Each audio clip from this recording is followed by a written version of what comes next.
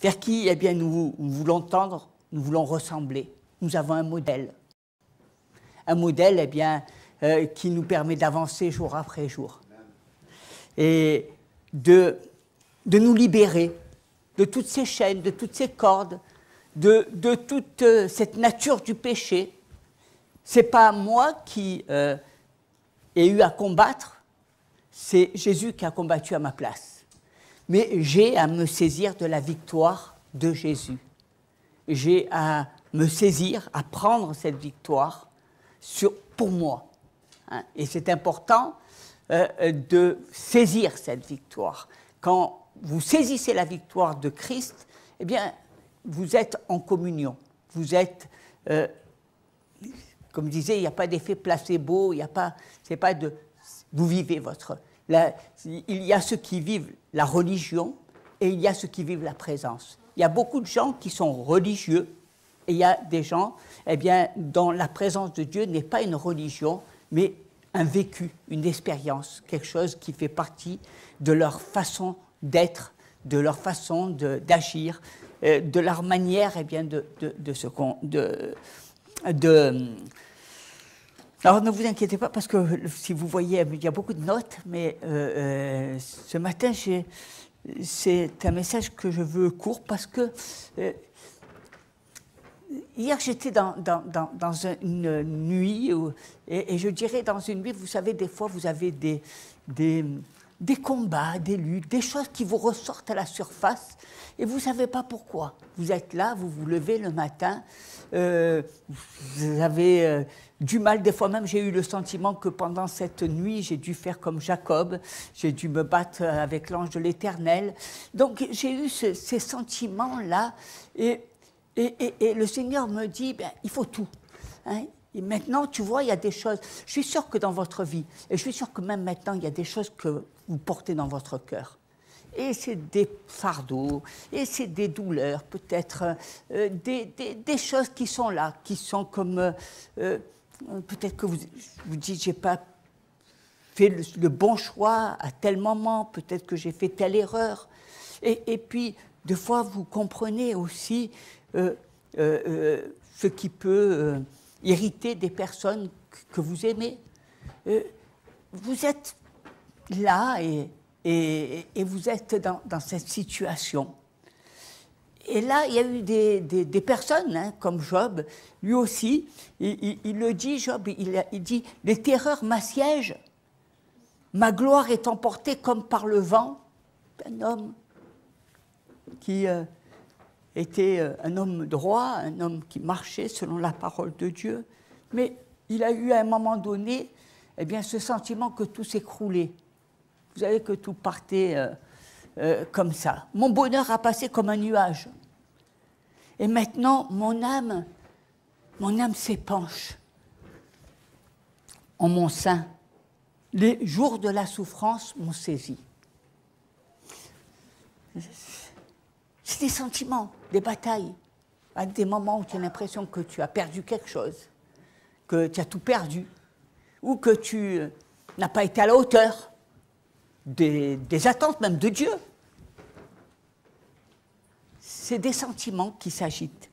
Et puis dans la première épître, pas l'épître, le premier livre de Samuel au chapitre 1er, verset 15, c'est une femme qui parle. Anne répondit, « Non, mon Seigneur, je suis une femme qui souffre en son cœur.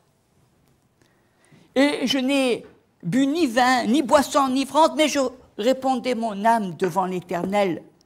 Ne prends pas ta servante pour une femme pervertie, car c'est l'excès de ma douleur et de mon chagrin qui m'a fait parler jusqu'à présent. »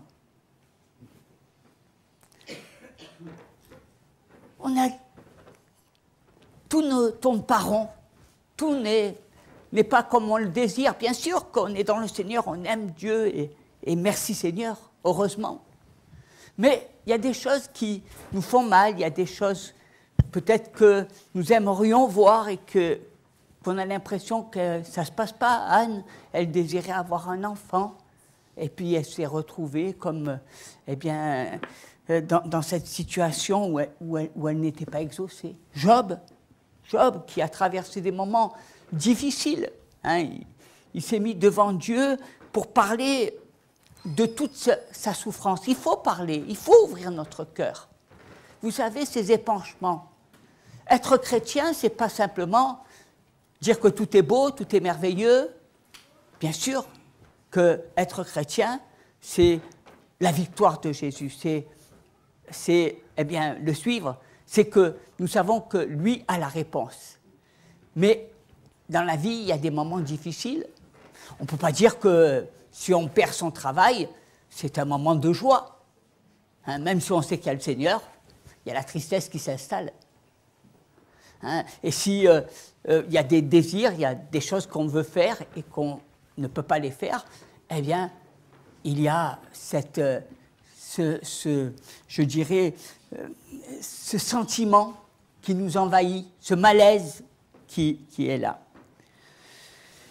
Et j'aime bien parce que j'aimerais que ce matin, nous épanchions nos âmes. Nous ouvrions notre cœur. C'est épancher, c'est déverser. Comme Job a traversé tous ces moments difficiles, il s'est mis devant Dieu pour parler de toutes ses souffrances.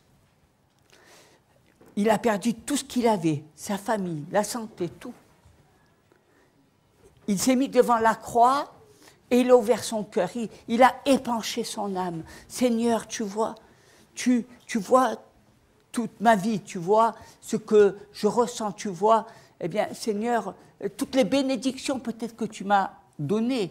Et puis, Seigneur, eh bien, ces moments de trouble que je peux vivre. Et Job n'a pas fait que prier, hein, mais il a fait plus. Il a répandu son âme devant Dieu. Il a ouvert son cœur, il a parlé. Aujourd'hui, je vous invite à ne pas seulement prier, mais aussi à déverser votre âme devant Dieu. Il y avait Job dans la Bible, mais aussi cette femme hein, qui s'appelle Anne, qui a ouvert son cœur. Elle a déversé, elle a dit, mais Seigneur, pourquoi? Qu'est-ce que j'ai fait de mal? Je ne comprends pas. Je suis dans toi, je suis dans le Seigneur, je suis un enfant de Dieu, je t'appartiens, je marche dans la droiture, mais ça ne tourne pas rond dans ma vie. Qu'est-ce qui se passe? Pourquoi ça ne tourne pas rond? Pourquoi j'ai pas ce que pourquoi c'est... Combien de fois, en tant que chrétien, bien, nous sommes là et il y a des choses qu'on ne comprend pas. Pourquoi je suis chrétien et je tombe malade? Pourquoi la maladie? Pourquoi la souffrance? Pourquoi, eh bien, je n'ai pas tous les cadeaux de Dieu? Pourquoi? Hein? C'était une femme très aimée par son mari, mais Anne, malheureusement, eh bien, elle ne pouvait pas avoir d'enfant. Et elle était mortifiée parce qu'elle savait que son mari allait voir une rivale hein, qui s'appelait Bénimna et elle était mortifiée parce qu'elle aurait aimé être la seule femme, celle que eh bien, son mari aimait. Et quand elle s'est tenue devant Dieu, elle a fait bien plus que prier. Elle a répandu son âme devant Dieu. Elle a ouvert son cœur, elle a répandu, elle a crié à Dieu, elle a ouvert, elle a dit tout ce qui se passait dans ses entrailles. Bien souvent, quand on prie, on fait des prières sages, des prières correctement chrétiennes. On est dans le correct, avec des mots qu'on répète souvent. Mais là, il n'y avait plus de mots, il n'y avait plus de prières toutes faites, c'était son cœur qui parlait. Et le serviteur de Dieu l'a même à un moment donné, tellement qu'elle était dans cet épanchement, il a dit, mais c'est malade, elle est ivre ou quoi, elle abuse. Et je crois que Dieu te demande ce matin d'épancher ton âme, d'ouvrir, de déverser ton âme, Il ne faut pas avoir peur des échecs, il faut dire, il faut parler. Il ne faut pas les garder au-dedans de toi. Tu vois ce qui te trouble, tu vois des choses qui n'ont pas marché comme tu aurais aimé, que tu aurais pensé que tout était bien planifié selon Dieu, et puis ça n'a pas tourné comme tu le voulais. Il y a des choses comme ça qui nous agitent. On fait semblant de vivre avec ou sans voir la réalité, hein, de marcher. Mais si on est un peu honnête vis-à-vis de soi et de Dieu, eh bien on peut se dire, il faut que je parle à Dieu. Il faut que je lui dise la vérité. Il y a des choses là quand je viens dans l'église, on voit que le sourire, on voit que la joie, on voit que... mais dans ma relation avec Dieu, est-ce que j'ouvre mon cœur? Est-ce que je lui parle? Et j'ai une conviction en mon cœur ce matin, c'est que Dieu, et c'est ça la victoire, c'est que Dieu veut t'exaucer. Comme quelque chose que ça a mal tourné, ça n'a pas fait, ou ça n'aurait pas, mais Dieu veut t'exaucer. Il y a des temps comme ça. Vous savez, il y a des temps, il y a des choses qui se passent même dans votre vie. Et hier, dans cette nuit, j'étais agitée par des choses qui s'étaient passées il y a quelques années. Et pourtant, eh bien, il y avait ce sentiment que voilà, c'est maintenant que je veux t'exaucer. C'est maintenant que je veux agir. Ces choses qui sont restées comme en suspens, tu as vécu, mais maintenant je veux agir. Je veux t'exaucer. C'est là l'exaucement, c'est là la victoire de Jésus. C'est la victoire de Jésus. C'est ce temps où Dieu a la victoire, eh bien, sur quelque chose. Que ce soit une malédiction, que ce soit un malaise, que ce soit quelque chose qui est bloqué dans ta vie. Et il y a beaucoup de chrétiens et d'enfants de Dieu qui ont des blocages spirituels. Et c'est bloqué. Bien sûr, il n'y a que Jésus. Lui seul est digne, lui seul est capable, lui seul peut. Ce n'est pas un homme qui peut libérer, c'est Jésus qui a eu la victoire. Et c'est ce sentiment. Hein. J'ai eu cette image un petit peu de ce verre plein qui se déversait. Hein. Et le verre, imagine, c'est toi. Et tu as des problèmes, des difficultés matérielles, financières, spirituelles. Toutes sortes de complications. Pendant un temps, eh bien, tu peux chercher à t'en sortir seul, mais ça ne marche pas. Hein. Tu essayes, tu essaies de faire, mais ça ne marche pas. Tu vas aller voir tes médecins, tu vas faire... Ça ne marche pas. Tu as l'impression, tu veux faire, tu fais des efforts, mais ça ne marche pas. Ouvre ton cœur, répands-toi devant Dieu. Il faut déverser ce que tu as au-dedans de ton âme.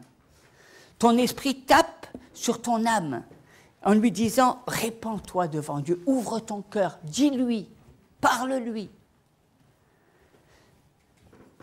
Et là, tu commences à lui parler et à déverser, à ouvrir ton cœur, à dire ce que tu ressens au-dedans de toi.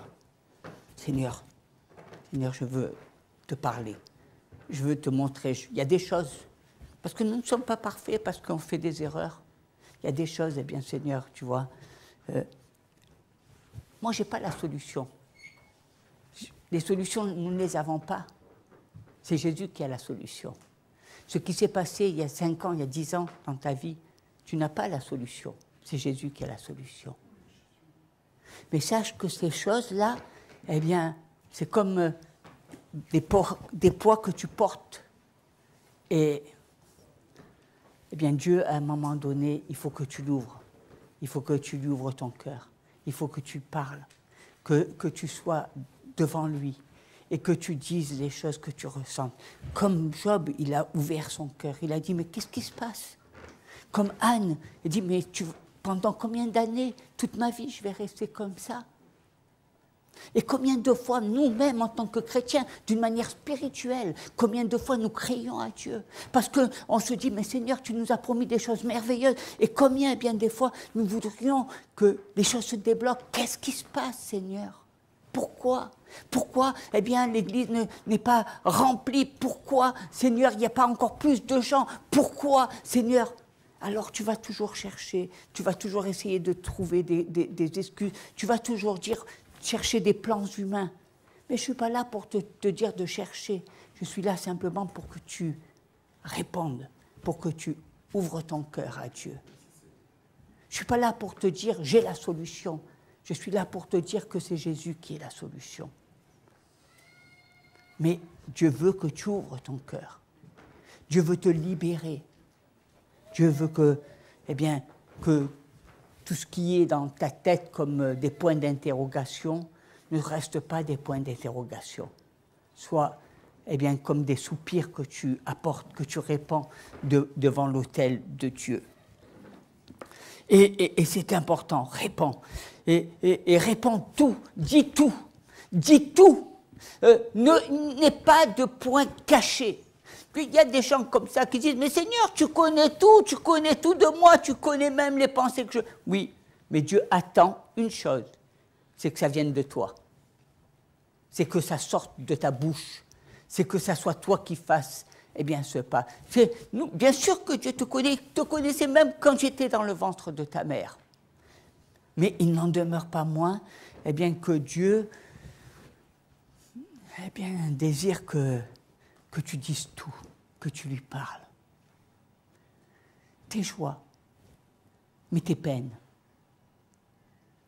Tes joies, tes victoires, mais tes peines. Et là, tu commences eh bien, à lui parler. Tu commences à lui dire, ouvrir ton cœur. Et parfois, on s'arrête vite hein, de déverser. On retient, on dit non, on essaie. Tu sais, toujours, l'être humain, il va toujours essayer de te rattraper. Oui, mais tu comprends, c'est parce que tu n'as pas fait ça, il faut faire ci. Non, je ne te demande pas de savoir ce que tu as fait, je ne te demande pas de te juger, je ne te demande pas de... Parce que Dieu ne te juge pas, ce que tu as fait, eh bien tu l'as fait, et Dieu ne porte pas un jugement sur toi ou sur ta manière dont tu t'es comporté il y a quelques années, c'est simplement, ben, c'est déverser, ouvrir ton cœur. Et nous, de suite, souvent, on est là, en train de chercher le coupable, en train de chercher nos erreurs, en train de chercher... Il n'y a pas d'erreur. Dieu ne te demande pas eh bien, de chercher tes erreurs, ce que tu aurais dû faire, parce que si tu fais ça, tu vas vivre dans le regret, et il n'y a rien de pire que de vivre dans le regret, de regretter. Hein. Donc, Dieu n'est pas le Dieu du regret. Et tout ce que tu traverses, financier, matériel, santé, spirituel, tout, il faut être nu devant Dieu. Vous savez, les combats, les impossibilités, les péchés dont tu as du mal à te séparer. Tu ne vas pas t'amuser à cache-cache avec Dieu. Il y a des gens qui ont des choses, mais est-ce que tu as honte de parler à Dieu parce que tu fumes? Tu as honte de parler parce que... Non. Tu crois qu'il ne le voit pas? Tu crois qu'il ne le sait pas? Offrir. Un véritable ami, eh bien, c'est celui qui dit tout. Un véritable ami, c'est celui eh bien, qui partage, et Dieu sait, il voit tes combats même quand tu as du mal à te libérer, que ce soit de la cigarette. Tu crois que Dieu n'est pas attentif? Hein, ton caractère. Tu sais, combien de fois nous avons mauvais caractère hein, et on n'arrive pas, on voudrait être rempli de douceur, et on est têtu comme un mulet. On voudrait avoir que des paroles d'amour, et il y a des paroles de colère qui se manifestent. On n'arrive pas à se séparer. Seigneur, j'arrive pas. Change-moi, change mon cœur. change mon caractère. Et pourtant, d'année en année, eh bien, on a l'impression qu'on est de pire en pire. Ouvre, il faut ouvrir. Hein? Il faut déverser, vide, vide. Tu sais, tu es ce verre, Étienne, il faut le déverser, il faut le vider. Il faut enlever, là, tes combats, tes luttes, ton péché, ton caractère, tout doit y passer. Et quand vous renversez toute l'eau contenue eh bien, dans ce verre, il est complètement vidé. Et là, tu peux retourner le verre. Tu as besoin de vider ton cœur, tu as besoin de vider ton sac, tu as besoin eh bien, de déverser à Dieu tout ce qui te retient. Et la prière n'amène pas que des exaucements, parce que la prière, elle t'amène à vivre des transformations. Les gens prient pour que Dieu les exauce. Mais moi, je prie pour que Dieu te transforme et que la prière te transforme. Parce que la prière, elle est faite avant tout pour que nous puissions être différents. Seigneur, change mon caractère. Seigneur, libère-moi de ce péché. Elle va me transformer. Elle va faire de moi, eh bien, cette personne qui va être, je dirais, animée des sentiments de Jésus. Je fais moins attention à ce que j'aime. Je préfère prier pour ce que je n'aime pas. Et je préfère aimer ce que je n'aime pas plutôt que d'aimer ce que j'aime. Parce que pour tout le monde, c'est facile d'aimer ce qu'on aime. C'est facile de prier pour ta famille. Mais moi, je ne prie pas pour ma famille. Je prie pour ceux qui ne font pas partie de ma famille. Parce que c'est cela que le Seigneur me demande. Je ne prie pas, jamais, je me verrai entendre prier pour mes frères, mes sœurs. Je prie bien pour la famille de Dieu, je prie pour ceux qui ont besoin de Jésus.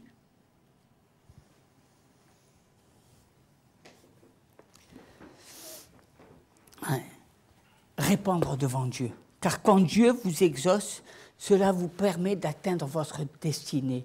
Quand Dieu te libère de ce caractère, quand Dieu eh bien, te libère de ce blocage, quand Dieu te libère de ce nœud-là qui t'entraille, qui t'empêche eh bien, d'avancer, et que tu as l'impression que tu es passé à côté des choses, quand Dieu il te libère de ça, tu sais que ça te fait rentrer, tu vas aller plus loin. Tu vas rentrer dans la destinée de Dieu. Il y a beaucoup de choses, mes amis, mes frères et sœurs, qui nous empêchent de rentrer dans la destinée de Dieu. Il y a beaucoup de choses qui sont dans le cœur de chacun, qui les empêchent, des blocages, des choses qui sont intérieures, qui les empêchent de rentrer dans la destinée que Dieu a pour eux. Et nous avons besoin. On a besoin de rentrer. Hein, que ce soit des petites choses ou des grandes choses, peu importe, il faut que tu répondes devant Dieu. Qu'est-ce que tu as fait? Qu'est-ce que tu as fait de ta vie? Qu'est-ce que tu fais de ta vie? Quels sont tes choix? Comment tu veux? Qu'est-ce qu'il y a au-dedans de toi qui t'empêche de rentrer. Puis un jour, je veux faire des efforts, je vais devenir comme le Seigneur le veut. Je sais que j'ai des combats, je sais que j'ai des luttes, mais je ne suis pas prêt. Mais quel est le blocage? Qu'est-ce qui t'empêche de rentrer dans la destinée de Dieu? Qu'est-ce qui fait qu'à un moment donné, tu puisses t'envoler et puis tu puisses décoller?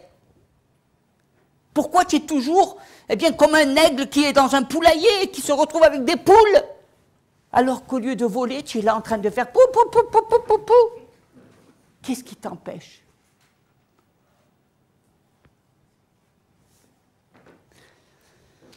Il y a des moments où tu viens devant Dieu pour prier, mais il y a des moments où c'est Dieu qui t'invite.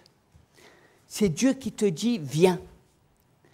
Et comme il a dit à Moïse, vous savez, il a dit, monte ici, monte, viens, viens, viens. Et Moïse est monté sur la montagne et, eh bien, ce matin, Dieu te demande de venir devant le trône de la grâce. Viens. C'est pas toi, c'est lui qui te demande de venir. C'est pas Dieu parle, c'est toi. Ouvre ton cœur, réponds. Dis-lui, eh bien, les choses que tu as au fond de toi. Tous, nous avons quelque chose. On essaye, hein, c'est que l'autre c'est ça, l'autre c'est ça, l'autre c'est ça, l'autre c'est ça. Vous savez, l'Esprit de Dieu nous montre. Dieu, en esprit, c'est toutes ces choses-là.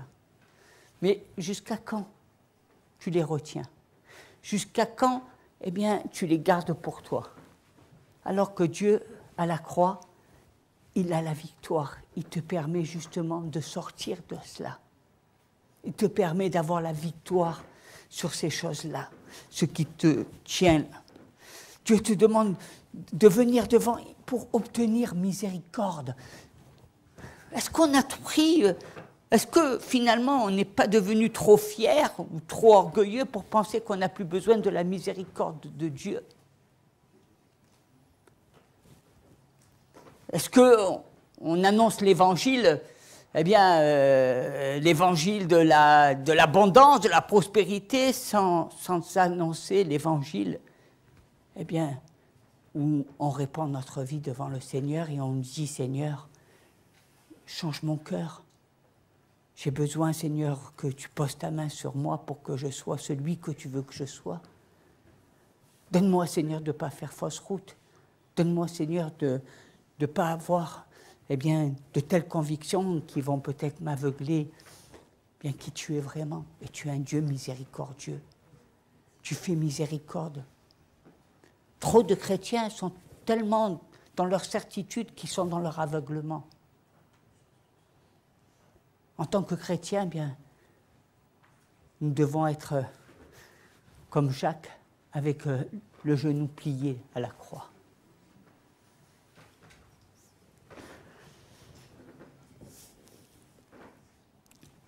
Plus on est spirituel, et plus on a la foi, et plus on aime prier, et plus, eh bien, on déverse tout notre sac devant Dieu.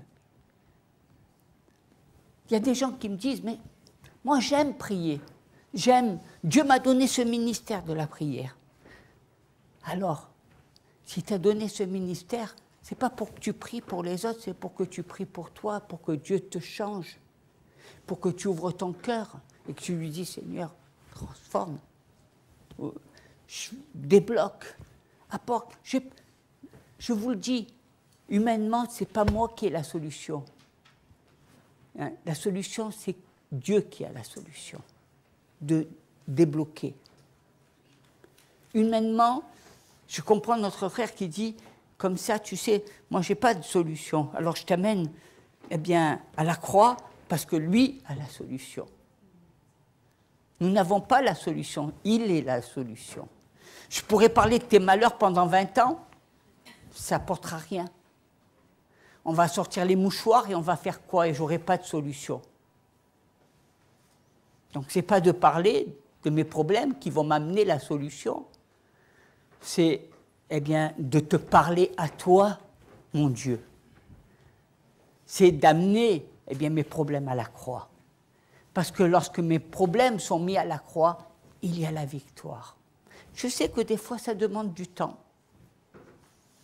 Et que Dieu, eh bien, nous délivre. Mais nous avons besoin de passer par là. C'est répandre. C'est ce Dieu qui a créé ton cœur, ton estomac, qui t'invite, eh bien, ce matin, si tu as des problèmes, qui t'invite à te guérir. Seigneur, tu vois mes problèmes de santé. Ce matin, je voudrais vraiment que tu pries de sorte que tu quittes ce lieu et que tu te sentes vide, que tu t'es libéré. Libéré. Alléluia. Tout à l'heure, notre frère, il a dit, eh bien, que vous laissiez les problèmes à la porte. Aujourd'hui, je vous demande de les ramener, les problèmes, et de les amener à la croix. Parce qu'il faut vous libérer. Parce que quand tu te libéreras de ces problèmes, quand tu repartiras, ils n'existeront plus. Libéré, hein, libéré de ces problèmes. Délivre-moi, délivre eh bien, les malades, délivre les captifs, délivre les prisonniers, que les cas les plus compliqués eh bien, puissent trouver une solution. Il n'y a pas de montagne que Dieu ne peut abattre. Il n'y a pas de complot qui ne peut être déjoué. Quelle ténèbre ne peut-il pas éclairer? Quelle maladie ne peut-il pas guérir? Quelle somme eh bien, d'argent ne peut-il pas régler à votre place? Que vos vies eh bien, soient changées par la puissance de la parole de Dieu. Et j'aimerais ce matin bien qu'on puisse aller dans la prière, qu'on puisse vraiment venir à la croix.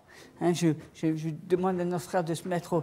Parce que je voudrais que ce soit votre cœur. Je voudrais que je n'ai pas la solution. J'ai pas. Je sais qu'il y a des choses qui tracassent. Je sais qu'au-dedans, ce n'est pas si clair que ça.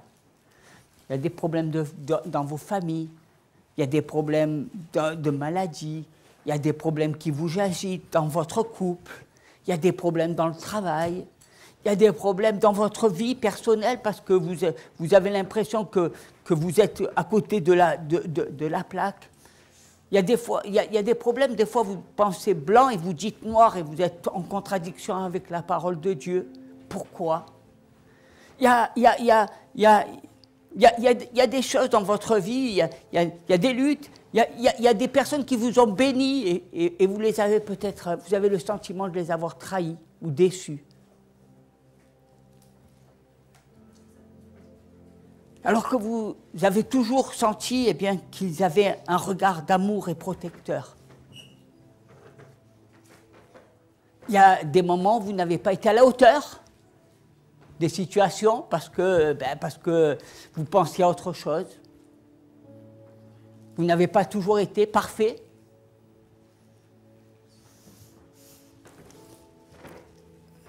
Tout ça, eh bien, c'est des nœuds. C'est des choses qui sont au-dedans et qui nous empêchent de rentrer dans notre destinée. Et j'aimerais que ce matin, eh bien, on puisse apporter à la croix. Apporter. Ne gardez pas pour vous. Il y a des choses peut-être qui vous tracassent dans le comportement, dans des personnes même que vous aimez beaucoup, que ce soit dans votre famille, qui vous agitent, qui vous pèsent. Dieu est un Dieu d'amour.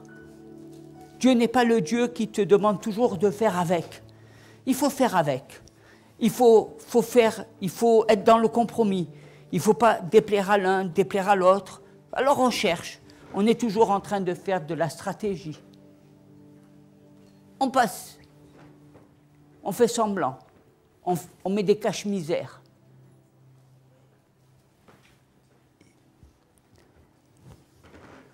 On sourit alors que nos cœurs peuvent être dans la peine.